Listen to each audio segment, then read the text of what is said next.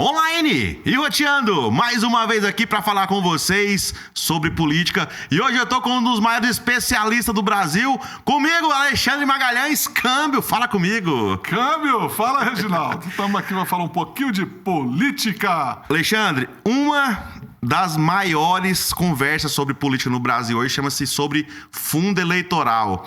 E você, como presidente da Democracia Cristã e como vice-presidente nacional também do mesmo partido, é a pessoa mais indicada para falar para mim hoje sobre fundo eleitoral. Me explique o que é esse danado desse fundo eleitoral que tantos tem e tantos não tem.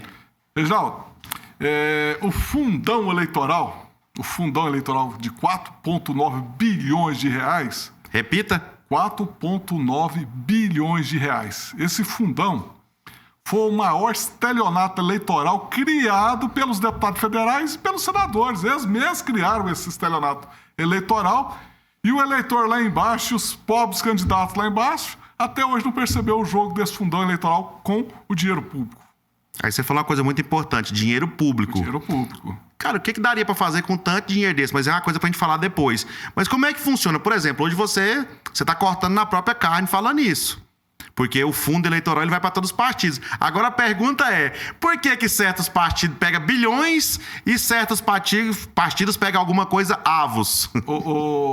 A esse respeito, eu nem me preocupo de um pegar muito ou outro pegar muito. Pegar muito ou pouco. Por quê? Porque a regra diz pelo número de deputados federais que são eleitos que se divide o fundão eleitoral. Mas o que me comove mais no fundão eleitoral não é isso. Ou seja, o partido fez um deputado federal, vai receber menos. Ele tem menos representação, ele fez 10, ele recebe mais, 30, etc, etc.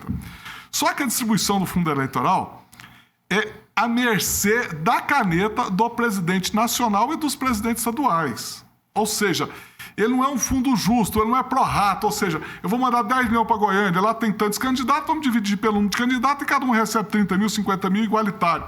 Não, senhor. O fundo eleitoral hoje é usado para manipular a casa, para deixar os políticos que você quer que deixa para continuar o mesmo jogo de poder. Perpetuação de poder. Perpetuação de poder, ou seja, chegou para um partido X aqui em Goiânia, tantos milhões, e eles pegou 1, 2, 3 candidatos a vereador, mandou 600 mil para outro, mandou 300 mil para outro, mandou 500 mil para outro, e pro resto mandou 20 mil, mandou 5 mil.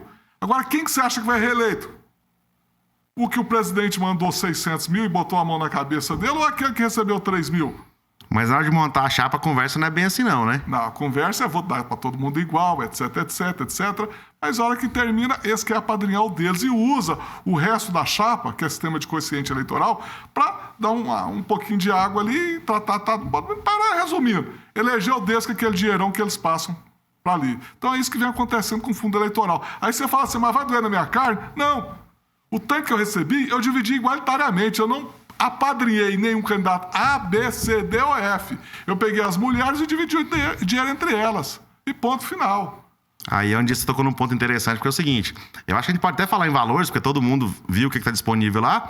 Na verdade, o dinheiro que veio não pagaria nem as dívidas se fosse da questão de contador, de advogado, Não, todas não essas paga. coisas. O que veio pro DC não paga. Por exemplo, eu dei 5 mil para cada mulher, paguei o advogado, contador e uma gráficazinha e o dinheiro acabou. Simples Respeitando assim. as cotas feminina, de gênero masculina e as cotas de questão racial. Negro, pardo, silvícola, etc. Que enquadra. Então, fiz essa divisão dentro da lei e ponto final. Agora, o que vai acontecer aí, que alguns partidos repassou milhões pro queridinho deles, e, infelizmente, fica perpetuação de poder e vão reeleger os mesmos vereadores que estão lá na casa. Então, a população tem que olhar isso. Vai lá no Divulga Cand e vê quanto o cara recebeu, não vota nele, não.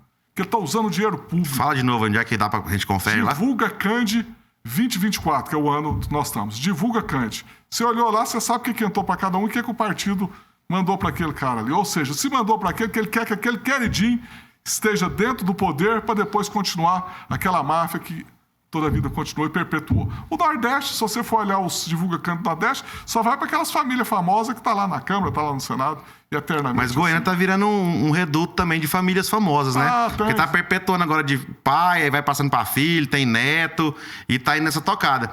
Mas você tocou num assunto interessante, que às vezes o cidadão de bem, o eleitor, que só tem aquele valor até o dia da eleição, ele não saiba, que é essa questão da da repartição, né? Não de sabe. como que é repartido o pão. Pela beleza do esquema do candidato com o presidente do partido com a nata do partido.